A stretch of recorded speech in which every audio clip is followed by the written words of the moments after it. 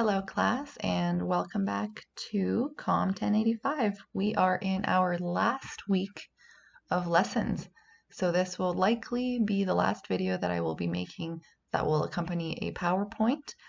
As always, if you have any questions leading up to the final assessment or the labs number 5 activity, please feel free to contact me.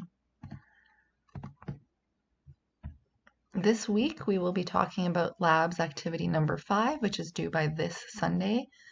Then we're going to talk about the final assessment, which is next week. We're going to talk about rules and regulations, how the format will be, and how I will be grading it. We're going to talk about the reflection portion a little bit in detail as well, and we'll do some review activities. So the labs activity number 5 is due by this Sunday at 11:59 p.m. So that's April 19th by 11:59 p.m. It will consist of 5 multiple choice questions on grammar from the entire semester, and there'll be 1 mark each. So there'll be true and false, multiple choice, select all that apply, and they'll each be 1 point. Then you will have 2 reading comprehension short answer questions. The first one is worth 6 marks, and the second one is worth 4 marks for a total of 10. So the lab activity total is 15 marks. The reading that you will be doing is Go Beyond the Equity Handbook. If you download the PowerPoint, you can just click on that link right there, or it is in eConestoga under Content in week 14. So for the short answer questions, I won't tell you the actual question. You'll see it when you write your quiz, but I want to explain the instructions. So it will ask you the question and then it will say, use paragraph structure and refer to the text to support your position. Short quotations and paraphrased passages must be integrated in your sentence and correctly cited according to the assigned style guide. And of course, we will be using APA at Conestoga, so remember to use correct in-text citations for that. The assessment will be out of 6 points, and that means that you get 2 points if your answer convincingly responds to the question based on the content of the text, plus you will get another 2 points if your answer effectively supports this interpretation with text references and explanation, plus another 2 points if you answer correctly and it integrates and cites the text references correctly. So what this means is that you can get a maximum of 2 points for completing this, a maximum of 2 points for completing this, and a maximum of 2 points for completing this. It's possible that you'll get less than 2 points though. So if your answer isn't correct and you don't meet these criteria, you can get less than 2 points on each section. So I will grade each one out of 6. I'll grade the question number 1 out of 6. And don't forget that when I say paragraph structure, this is what I mean. So remember, every paragraph should have a topic sentence, it should have your supporting sentences, and then 1 concluding sentence at the end. For question number 2, again, I'm not listing the actual question, only the instructions. And the instructions are just the assessment. So you will get, again, 2 points if your answer convincingly responds to the question based on the context of the text, plus another 2 points if your answer correctly integrates and cites text references. So remember, when it says 2 points, it doesn't mean you have to give me 2 points. It means I will mark you with 2 points. I will give you 2 points if you do this. So write it in paragraph form. So now let's move on to understanding the final assessment. So it must be written by April 24th at 11:59 p.m. You only get 1 attempt, so only begin your test when you're ready to write the whole thing, and you will have a total of 120 minutes. You must submit your own work, so you can't work with a friend, you can't talk to your friend, and I will be looking out for that. If I see answers that are very similar, I might contact you and ask if you spoke to your friend about it. But it is open book, so you can consult materials posted on the APA at Conestoga website.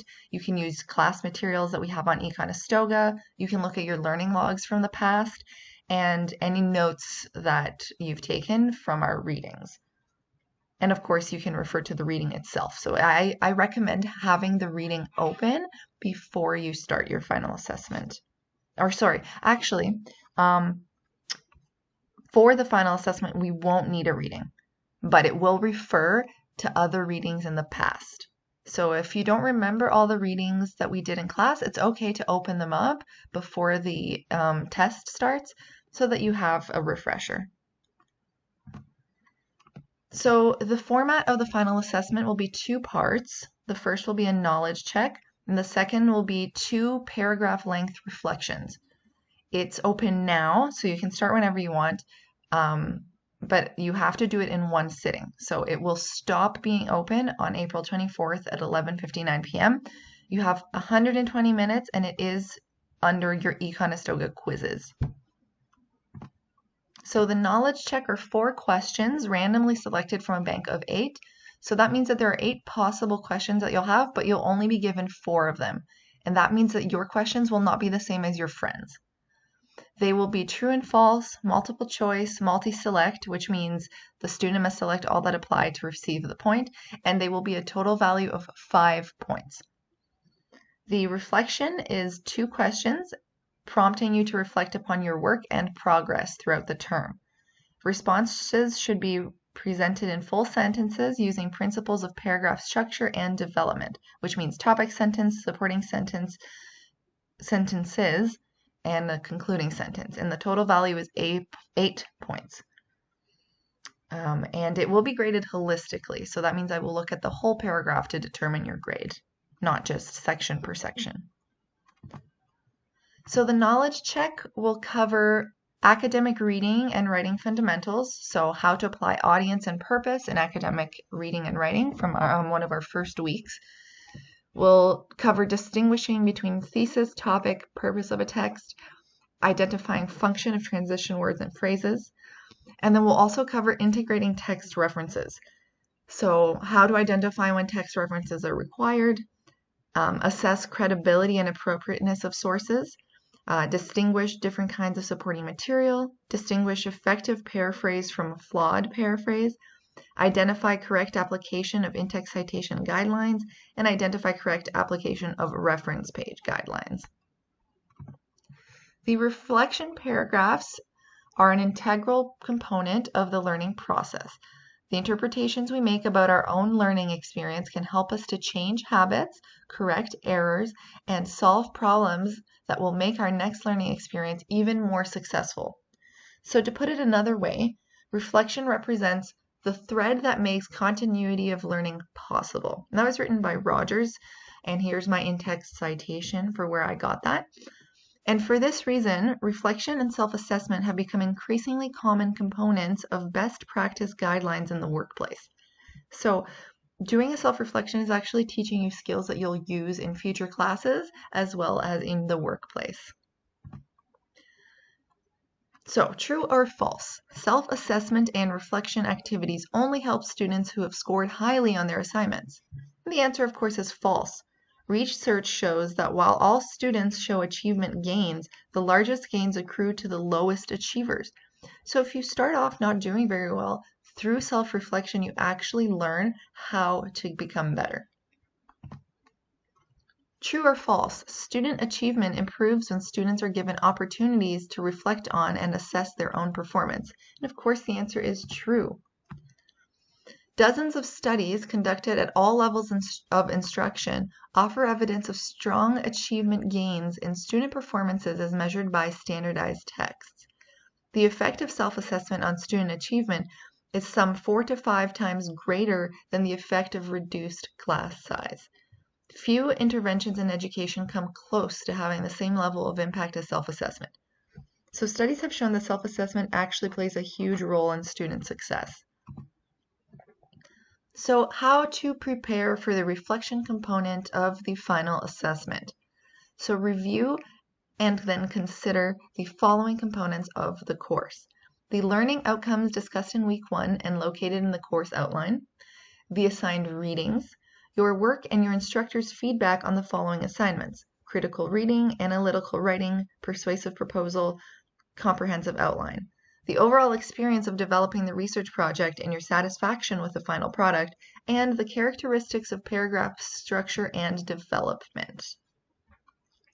So these are things to keep in mind before you do your reflection. So what now? So ask yourself, what was my goal? What did I do?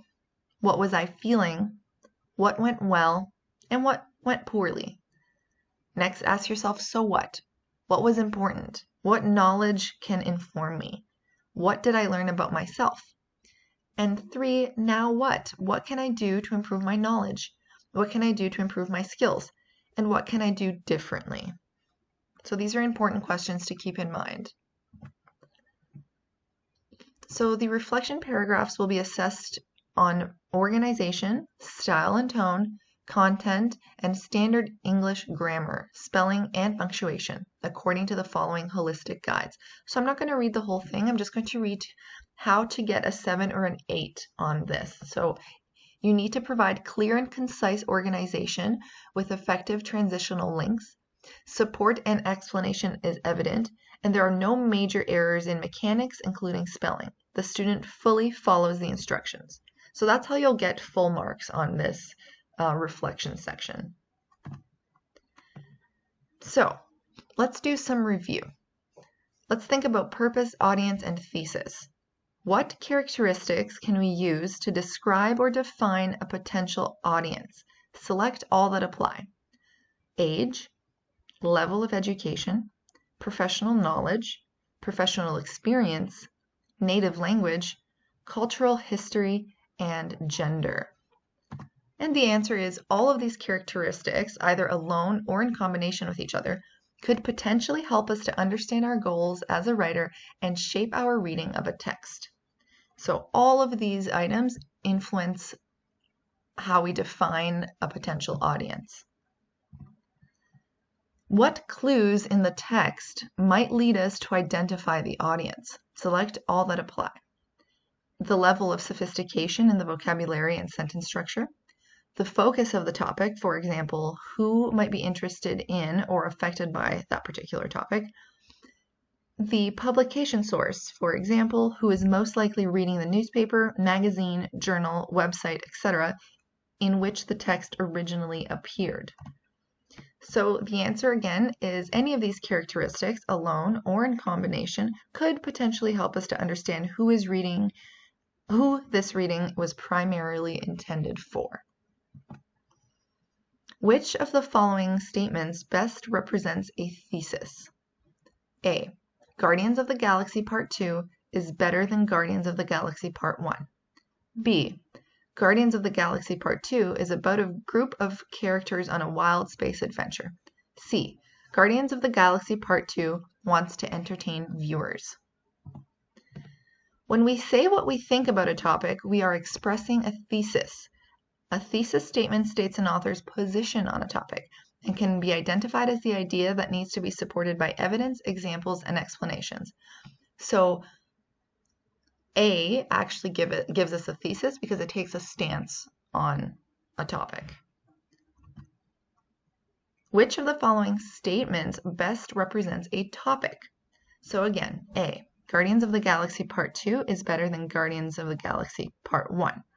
B. Guardians of the Galaxy Part 2 is about a group of characters on a wild space adventure.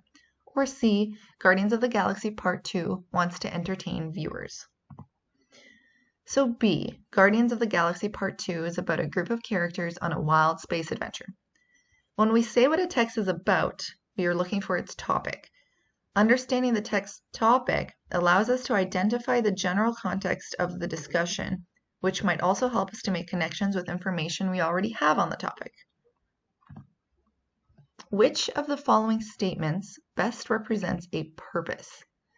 A. Guardians of the Galaxy Part 2 is better than Guardians of the Galaxy Part 1. B. Guardians of the Galaxy Part 2 is about a group of characters on a wild space adventure. C. Guardians of the Galaxy Part 2 wants to entertain viewers. So which one represents a purpose? And that is C. Guardians of the Galaxy Part 2 wants to entertain viewers. When we say that what a text is trying to do, we are describing its purpose. So what is it doing? Understanding the text's purpose allows us to assess how successful the text has been in achieving its purpose. Where might we look to find clues that will help us identify the thesis of a text? Select all that apply. A, the title. B, the concluding paragraphs. C, the introductory paragraphs. Any of these features, alone or in combination, could potentially provide a location for the author's thesis. So remember to look in these places when you're looking for your thesis. Which of the following represents the most effective paraphrase of this thesis? The second volume of the open-ended franchise is simply not as charming as the original. A, the original Guardians of the Galaxy film is more charming than its sequel. B, Guardians of the Galaxy Part 2 is simply not as charming as Guardians of the Galaxy Part 1. Or C, Guardians of the Galaxy is an open-ended franchise.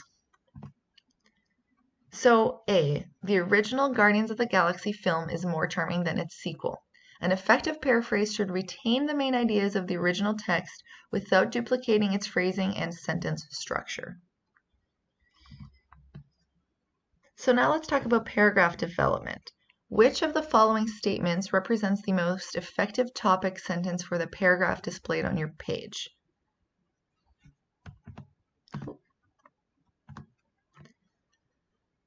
People shouldn't buy fast food because a fast food often contains a product called forget sauce.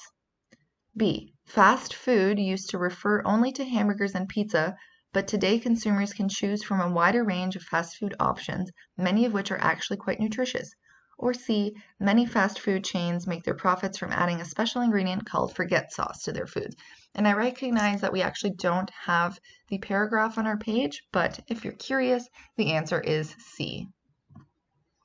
9. Paragraph development. What kind of supporting information is provided by the passage in boldface below? So let's read this together.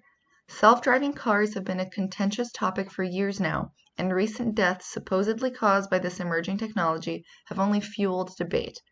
Charlie Gillis, 2016, discovered in a recent McLean study that only 26% of Canadians support fully autonomous vehicles, and it is not hard to see why. So what kind of supporting information is in bold here? Is it a quotation from a first-hand observer, an example of a specific incident, or a fact? And that is a fact. Statistical data produced from reliable academic or market research is one source of factual information. Which concluding strategy is the writer of the paragraph on your page most likely to use? We're going to skip this one here. Okay, so we've actually reached the end of our review. This was a very short class. Really, all I'm trying to do is prepare you for the labs activity number 5 and for the final assessment. And please remember that you need to do your reading for labs activity number 5 before you begin. So go to eConestoga under week 14 and open the reading, or you can download this PowerPoint and use the link at the beginning. Either way, you need to do the reading before you write your quiz.